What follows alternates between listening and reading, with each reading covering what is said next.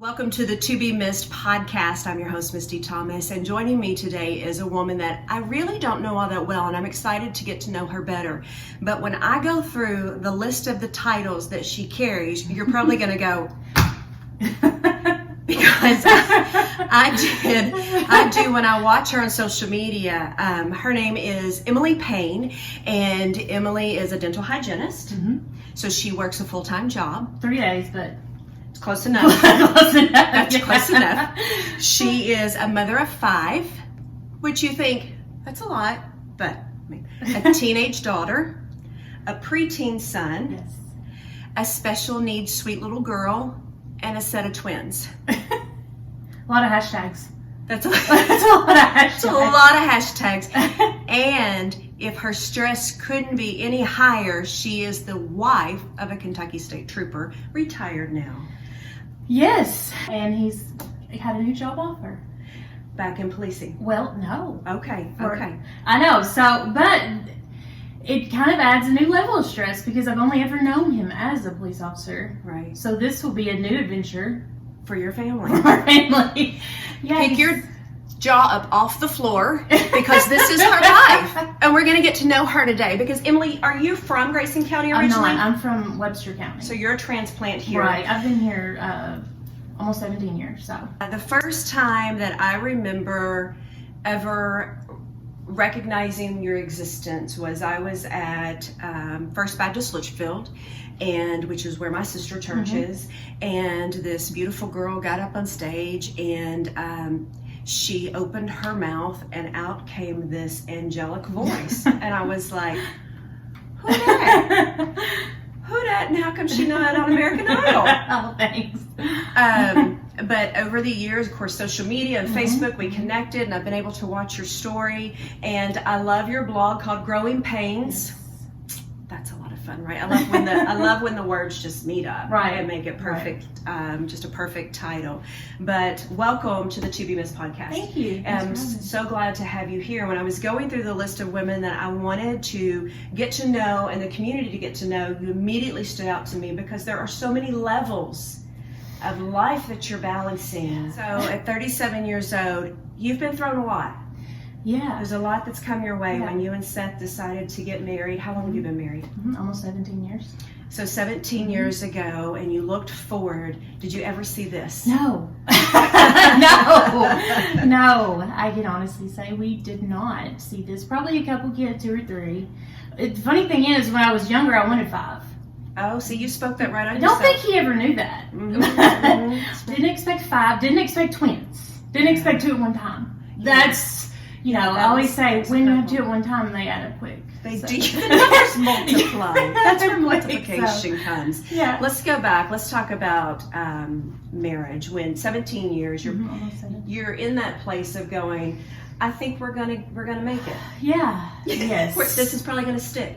I think so. I hope so. Yes, that's the plan. If you could talk to women who are just getting married early in their marriage, what's that piece of wisdom you would give them to get through? I don't want to say harder times? don't have high expectations because, I mean, you do. Sure. Obviously, you're not just gonna have no expectations, but they have to be realistic because he's learning with you. We know each other and we tease and say, well, we have to stay together because, who is going to take on all this baggage, that either of us have. So, we tease, we laugh. Bust. Right, we laugh about that. Like, that's something, we Right. laugh. We laugh a lot. You all do. You are a really funny couple. I don't know either you really well, but I got to tell you, the few times I've been around even Lily, your oldest, funniest kid I think I've ever met. Yeah. She did my hair, okay? It So looks I have to beautiful. give a shout out to Lily. Good job, because Lily. She was so excited to do my hair, and she was just, the whole time she was, Mom, you're going to do great. Now she's 16 now. She'll be 16 in October. Isn't it great when your kids get to that place that they start encouraging you? Yeah. Because I need that. So in marriage, was there ever anybody in your life farther along that gave you any piece of wisdom that said, that's it, that's made a difference for me?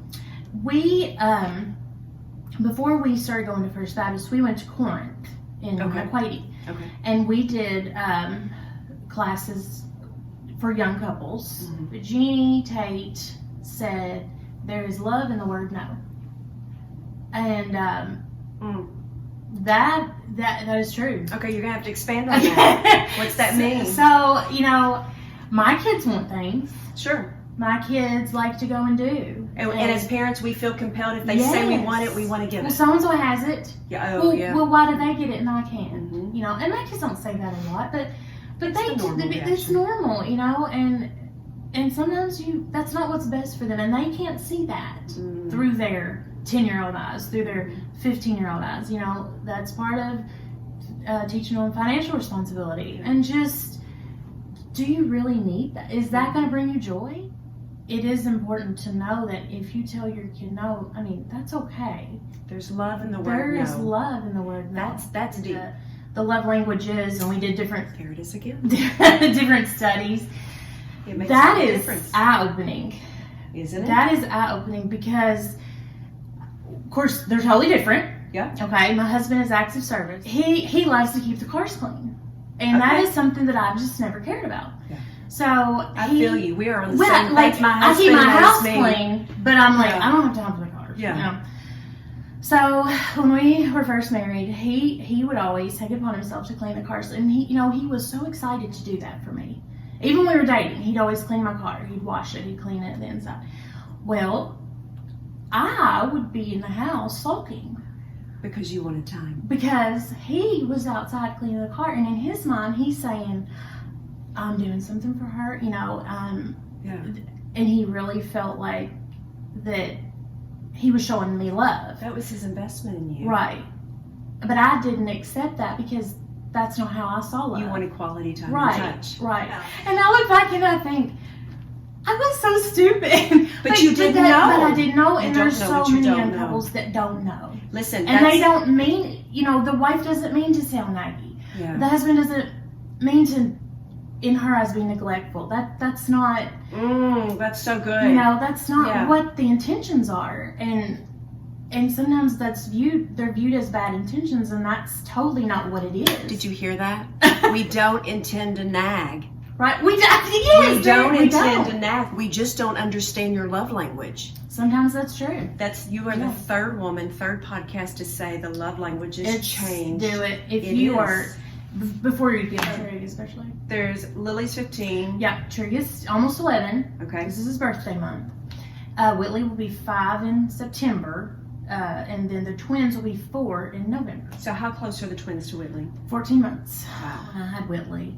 And after some commotion and they got her to breathe and everything, Dr. Lee, she was all swelled up, that little chubby face sticking out, and he brings her over and he says, "Let's talk about Miss Whitley." And I looked at Seth and he just lost all color. And he said, "We have reason to believe that she has Down syndrome. There's physical characteristics," and he named them, and of course I knew, and I don't cry because I'm upset about that. That is not.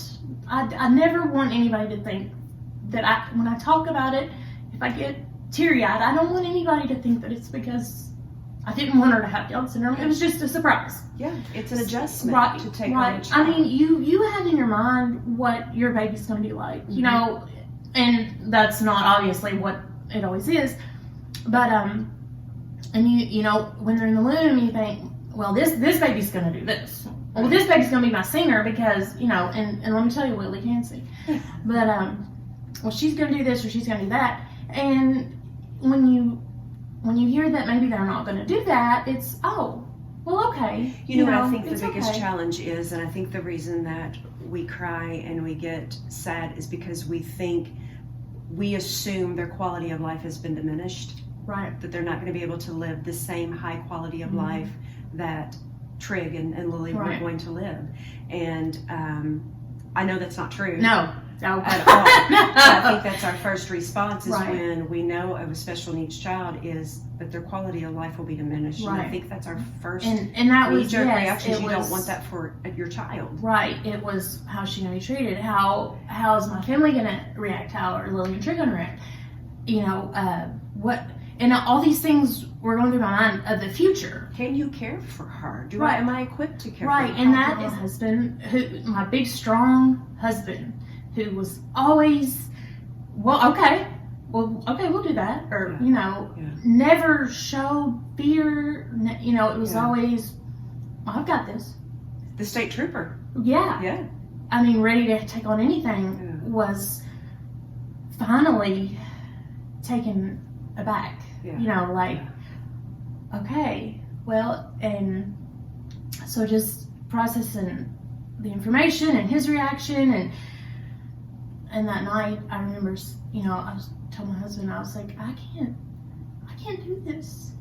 I don't know how to do this. Yeah. I'm gonna be horrible. She deserves better, and I don't know what to do, and what if I can't handle it? And he said, you're gonna do it, and you're gonna be good at it. Yeah. And yeah, good for him. Yeah. Yeah. You're gonna do it, and you're gonna be good at it. And you have been. Well, I don't know. I think you have been. I can tell you from an outsider looking in, and we'll talk about this in a minute. Mm-hmm. I get to watch enough of Whitley's life to know that she is the happiest child. Goodness. Spoiled. Yeah. Oh, yeah. The post where she gets to eat and watch TV, but the other kids don't. She cracks me up. Yeah, she's hilarious. So I'll ask you this question. Now that you're 5 years into Whitley, God giving you Whitley, what was God's purpose in giving you Whitley? Oh, goodness. Whew, a lot of things. Just joy. I mean, just a level that you think and then but you don't, and it's like, oh my gosh, why? There's so many people it's like, and that's why I want to share her with as many people as I can, because everybody says oh, she's so blessed to have you all, or she's so when I got pregnant with the twins, oh, what a lucky girl. She'll be able to grow up with two others her age, and they'll teach her so much. And I'm like, no, she's the teacher. She's the teacher. She's the teacher. Yeah. She really You is. have to be willing to be taught, but patience. Oh goodness. oh goodness. Yeah. Which I'm not. That is not something that I will say that I am good at. I mean, I struggle. None of us are. I struggle. Don't be hard on yourself. You got some grace there. I always tease and say I've always prayed for patience, and be careful if you do that. Yeah. Because you don't know what you're gonna get. But back to Whitley, after she was born, we went to, she failed her heart test. Found out she has a heart condition, and once again, just more information that's overwhelming, and we told the kids, I think when she was about 3 days old, and Lily was 11 or almost 11, and she goes, oh my gosh, I'm so excited. And we were like, oh, okay, good, yeah. And she said, they are so nice. They are the nicest people. They are just so much nicer than everybody else. And that's so true. There's such an innocence in that mindset that they don't comprehend the evil of the world. Right. They don't watch the news and worry. Life is just a spoonful of sugar, and they're going to get up and have it every day. And they are. And when you have that in your family, I've watched you all, that's really what she is every day. It's just a spoonful of sugar. Well, sometimes I think she can be a little, sour. But no, she is. I mean, sometimes I just think about her and I'm like, she's just funny. Yeah. I mean, you look at her and you just have to smile. She is a She's funny just child. And that, like you said, that's just, they're so innocent, and they love. And it will always be that way unconditionally. Yeah. And there's things that, of course, there's things that I will have to worry about with her that I don't with other kids. But, vice versa. Yeah. There's things I have to worry about with my other kids that I don't have to worry about with her. And it's all in balance. Right, yeah. I mean, there's things that are going to be easier. How old was she when you found out you were pregnant again? 7 months old. Wow. Almost 7 months old. And found out I was pregnant. I think it was April 2nd, would have been 2016. And then how old was she when you found out it was twins? We went the end of April for the ultrasound. I don't think so, but Mommy telling us. Sorry, honey, if you do. He didn't think I was pregnant. Well, sometimes denial, sometimes sticking our head in the sand is the way that we protect ourselves, our mental health. So he didn't think that I was pregnant. It's okay, Seth. We've all neglected to take the pregnancy test a little longer than we should have. So he says, I'm going to go with you to the first visit. She starts the ultrasound, and it's immediately not a question of there's two. And so I see that perfectly. I can still see that image. Yeah. And I went, God, what are you doing? What are you doing? Oh my gosh. And, Lord. and Wendy's like, oh. Nobody knows what to say. And Seth didn't know. He didn't know. And he's like, what's going on? And I said, well, there's two babies. I was like, it's twins. and again, the color just yeah. So, but and I, of course, obviously, just shocked, and I always say that was more shocking than anything with Whitley. With the found out she had Down syndrome or a heart condition or whatever. Always, I was definitely more shocked with twins. So he said, I had some tears of a lot, just happiness. It's overwhelming. Scary, fear. And he says, "It's fine. We'll be fine. We always are." And I'm just like, what would I do with him? Yeah. I mean, really. But what a good place to just recognize the husband he's been, that the encourager, and because he had to be scared to death too. I'm not going to lie to you.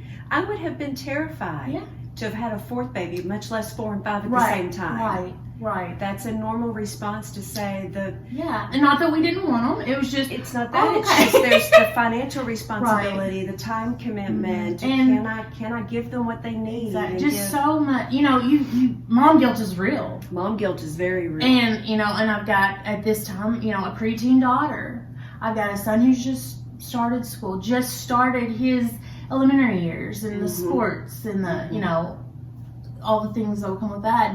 And then I've got a child with special needs, which I use the term special needs lightly because, I say they're just sometimes different needs, right. So. But she has a heart condition. Right, she has a heart condition, her health is, fragile. She's considered immunocompromised. And so, and then 2 newborns.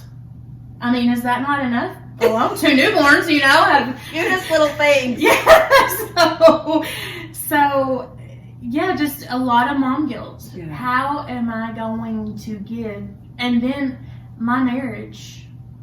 And it's hard. When Jenny Cummings was here, she said that the best piece of advice she was given, that it was her marriage first. Right. But when you have 5 kids, how do you do that, Emilee? How do you do marriage first?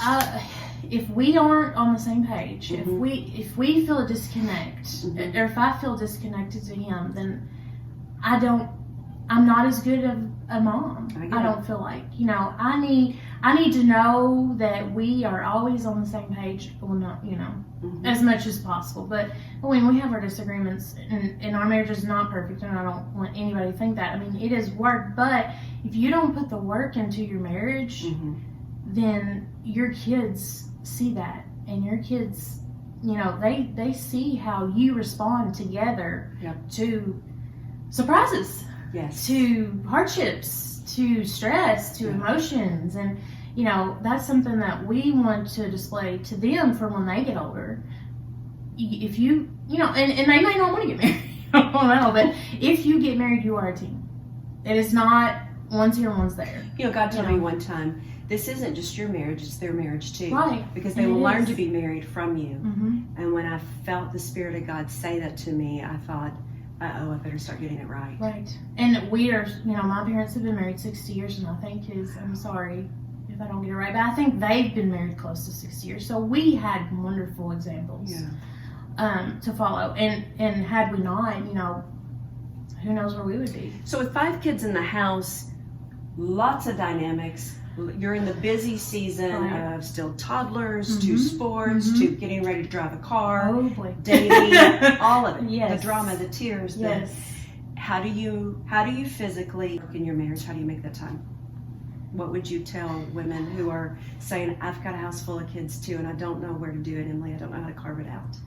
Well, something that is not popular these days, that is important to us, is that our kids sleep in their own bed. Good for you. I mean, that is yeah. something that we agree on, Mm-hmm. and we've been able to stick to. And if you put your kids in your bed, that is It's up to you. Yeah, that is up to you. But for us, Mm-hmm. that at the end of the day, even if it's 10 minutes, Mm-hmm.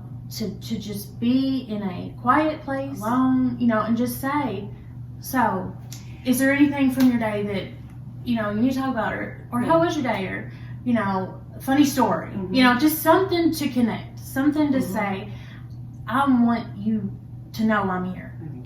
I want you to know that I want to listen if you need me to. I think it's so important that we had 3. So financially, it wasn't an option for us to whisk each other away on a weekend to do something fun.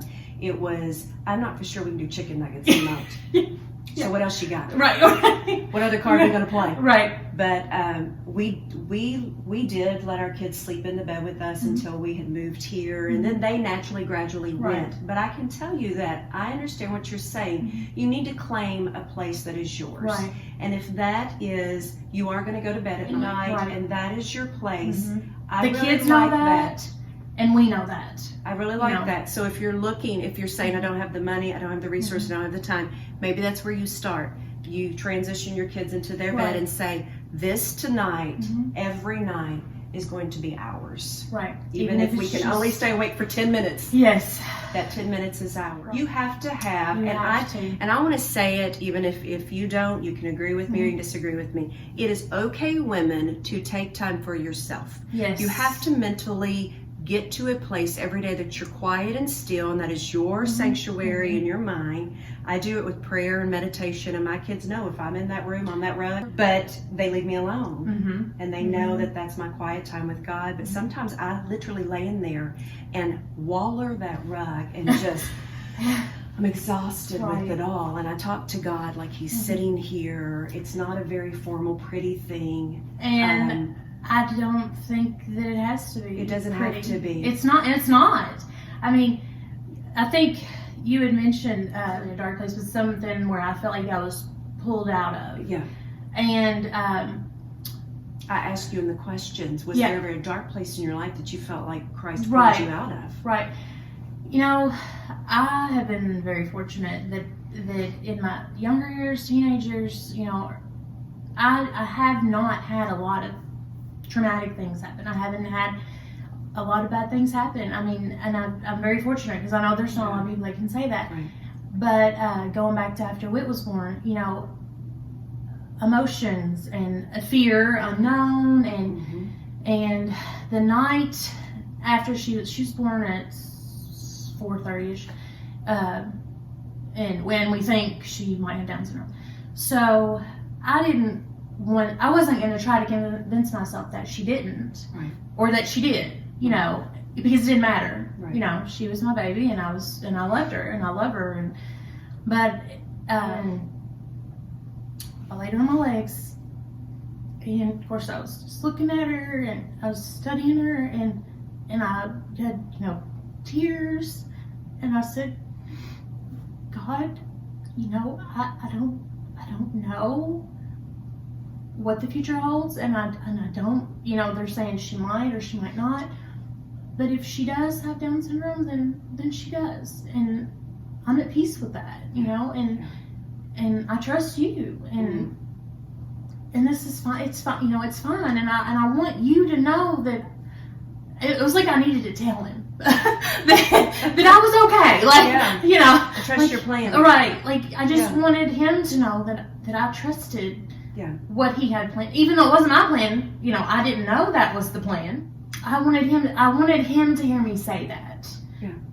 I'm okay with that, and that, thank you for this baby, right? Thank you for this life, and I trust you, and she's yours anyway, so it doesn't even matter. Mm-hmm. I mean, you know. Was there ever a place in your life growing up or in your walk that a woman further along in their walk gave you any advice or wisdom that you would share today that changed you?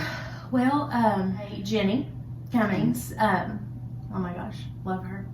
I don't remember, I just remember talking to her a lot, and I just, everything she said, you know, I'm like, please stay in my mind and my brain forever. If she'd just go ahead and write that book. Yeah, just go ahead and do that. Yeah. But someone told me it's okay to not be okay. Yes. It's okay. To not be okay. Don't beat yourself up over it. You're not gonna like everything that happens. You may not like your husband.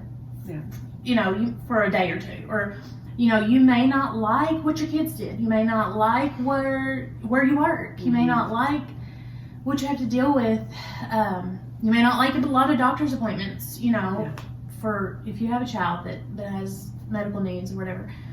You may not like that, and it's okay. And it's okay to be upset, and it's okay to get. I feel like it's okay to get angry. It's okay to get upset. It's okay to get your feelings hurt, but you can't stay there. Right. You can't stay in that place, in the bad place. You have to look and say, well, but I've got this. Yeah. You know, and just make your mind go somewhere else. Well, that's that, you know, Debbie Childress in her podcast talked about her favorite scripture was in Philippians, I think 4-8, where think upon good things. Right. When Whitley was 14 months and we had twins, and, you know, the first year was hard. I don't want to go back there. I just don't. I don't know. And it was, you're going to miss this. No, and I can tell you all, when I had two that were 11 months apart, I don't miss that. And you're it's like okay. 7 or how many? Yeah, they're 20, 21, and 24, Yeah. and I do not. I'm thankful that we lived it, but I don't want to go back to that season. It was and hard. We did it, and there were good times in that season, and there were times we enjoyed, and you know, but then there's a new season. We have photos to prove it. Right, that we did it. Talk about the importance of your church family. Oh. Because for the unchurched who may come across this podcast, I can't express or stress to you enough how important your church family is. It's not just a place to go. It's a people to be with. Yes, it is a family. I have watched your church family come around you, and I just get cold chills when I think they are awesome. They are. Joined First Baptist, I think it was September, and then I got pregnant in January with Whitley. And we became friends with Sarah and Dennis Cook. And one day I was telling Seth, I was like, you know, Sarah homeschooled, which is a job, big time job. And I was like, and now everybody knows. Yeah, and now everybody knows. Now everybody's experienced. But I was like, I wonder if she would want to keep the baby. Yeah. You know, I asked her, and she said, I think I'll do that. So that was the plan. You know, so we had a sitter, and we're sitting at the hospital, and I'm like, what if Sarah doesn't want to keep Whitley now? What if it might be too much, overwhelming? You know, like you said, a child with special needs, a child that might have some heart issues, some medical issues, which I didn't know at the time, though, that Sarah was a teacher. She had her teaching degree, and I'm sorry, Sarah, if I get this wrong, in special ed. Yeah. She was a special ed teacher before she decided to homeschool. And so when I told her at the hospital, you know, that I understood if she didn't want to keep Whitley anymore, that it just may be too much, she said, did you not know that's what I did before? Yeah. And I didn't. Yeah. I didn't know that. And that still gives me cold chills. Like, yeah, I know. Like, I'm tearing up. God is so good. When and like I said, there was a plan. There was a plan that He brought me to Litchfield, and I fought that. Oh, girl, listen, I fought that. I told Seth I was not staying here. I was not staying here in Litchfield. You love us now, though, right? I do. And I'm like, I can't imagine if we would have left here. But, and you look back, and like you said, when we got married, did we see, could you imagine? I mean, at this point, well, no. I can't stress enough. Get connected to a local body. Yes. Because they become the family. We literally, I literally felt the prayers. And when the heart condition was unknown and how severe it was going to be, and I literally felt the peace of those. I tell you, Dennis and Sarah are not from here. They're transplants as well. And that, so for God to line all of that up, if you are not connected to a local body, get connected. What does walking daily with Christ look like in your life? How do you physically do that? Not good sometimes. I love your honesty. I mean, when Lily, we were talking about spiritual gifts earlier, and she said, "Well, you're honest. Yeah, you're honest." But just saying, even when you question, just saying, "I know this is your will." Yeah. I know this is your will. I mean, because trust me, we've questioned. Sure. And your talent is exceptional. Thank you. And but I know that it comes with a cost. All gifts do. So how do you balance that with the kids and getting to church and working in the ministry? I make that a priority because that is important to me. Mm-hmm. Like you say, you have to make time for yourself, and some people like to go to the salon, some people like massages, and I don't care about any of that kind of stuff, but that is something that is really important to me, and I'm passionate about it. I haven't thought about doing anything professionally. When I was 18, I got offered a job on a cruise ship. That's what a dream job, Emilee. And when I was 18, I thought, I can't be away from my parents that long. I want to work on a cruise ship so badly. What? Yeah. But anyway, that is something that I do. I mean, whenever you got to be at church at 8 o'clock and you've got 5 kids to get ready and you're taking 3 of them with you, or 4 or 5, I mean, that is, you have to be committed. You have to be, but that's important to me. And I want to do that, and I want to give back to God. I know that He gave me the voice, and so it's His. Well, it blesses so many people. Thank you. Any other gifts or things that you feel like God's called you to do, or it's just this season right now is just a parent? I used to think that I was, like I said, I was talking to Lily earlier about the spiritual gifts thing, and she said, you make people feel comfortable. Hospitality. And I try. I know that I can say off-color things.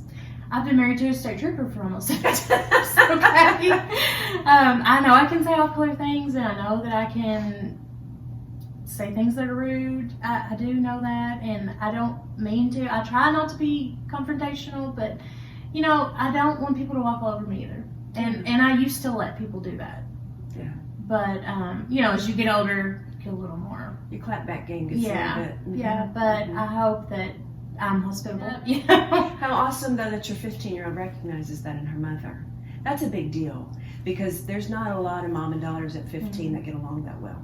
Oh, she is, she's different than most 15-year-olds in a good way. She seems to be an old soul. Yes, she is. Yeah. She is an old soul. She is not easily offended. Mm-hmm.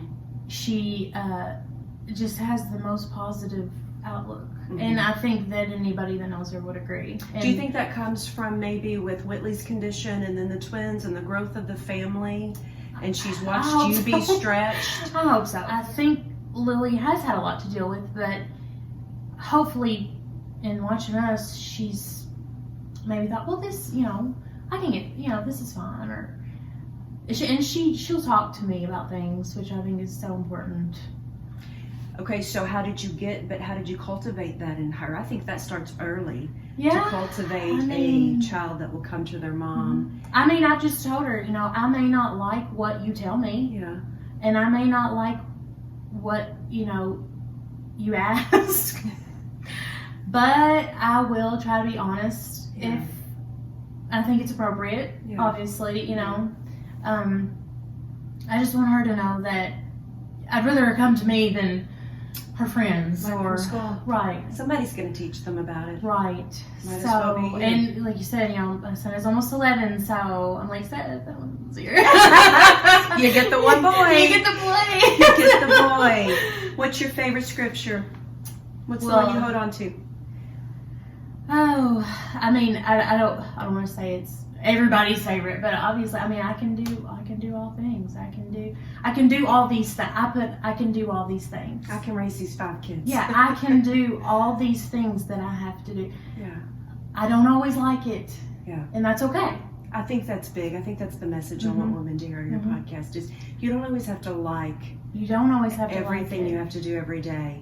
Right. But you love the gift of life God's given Right. you. I mean, you know, I'm thankful that there are people to use my dishes and to dry grass in my house. And, Yeah, you know, what a beautiful way to look at it, though. so I have to work at that. You know, I like a clean house, Yeah. and with 3 kids under 4, well, you know, 3 kids in 14 months, and you know, 3 other people, and you know, it's just not happening a lot. Yeah. So when it is clean, I really love it. I really sit there and just try to take it all in. But it's not, and that's okay. And there's always laundry on the couch. And like I said, you know, if you come to my house, I'll say, just scoot that. Phone something if you want. Yeah, just my mom and my mother-in-law can attest to that. Every time they come, it's just picking up the phone. I don't think that. I think that's everybody's house. I don't think you have to have 5 kids to have that craziness. But I can do all these things. You know, if But there not was through my own strength. anybody's family that I could say, yes, that verse isn't just generic, it Right. really does, it would be Right. your family, and I Yeah. can see that. Thank you so much for Well, thanks for sharing having me. and opening up. It's a big life you're living. Many prayers. I do pray for you all a lot because I can't Thank you. imagine, but you It's do fine. it really well. Oh, thank you. You're doing it Like really I said, well. laugh at yourself. Yeah. You know, don't be too hard on yourself. Yeah. We're glad you're here as a transplant. Well, thank you. I'm glad to be here. Not going anywhere. Well, so. and I know that Seth's retiring, but we say thank you for your service as a Thank state you. trooper Thank and to the family because it's a big sacrifice. It for you all is. as well. Very It scary is. nights. So, Yeah, but we love him so much. if you would love to hear this angelic voice sing, you can hear her at First Baptist in Litchfield on Sunday mornings. The service starts at 10 o'clock. But if you're so curious, I tell you what, go find their Facebook page right now because they've been doing online services and you can go back and Emilee's a part of the worship team there. They would love to have you. Sweet, sweet, precious people that would be the best church family ever for any of you all. And I hope that you have felt encouraged that there is hope at the end of every day when you are raising small children. It's good to have somebody to drag the grass in the house. Thanks for tuning into this edition of To Be Missed podcast. Follow me on Instagram, on YouTube, on Facebook to keep up with all the podcasts. I hope you're enjoying getting to know the women in your community a little bit better, what we all struggle with. You're not alone, and we are here to pray with you. And if you'd like to message me any prayer request, and we will continue to lift you up in prayer. Thank you, Emilee. Thank you.